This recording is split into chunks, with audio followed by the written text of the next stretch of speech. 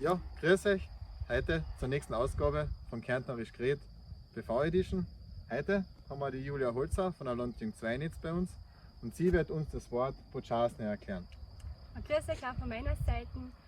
Podschasny ist zum Beispiel, wenn man ein bisschen auf einem coolen Landjugendfestival war, ein bisschen in die frühen Morgenstunden reingefährt hat und die Mama einen in der Früh aufweckt und man dann sagt, na, gehen wir heute da schön Podschasny an, also schön langsam, schön gemütlich angehen. Passt, schreiben wir so langsam.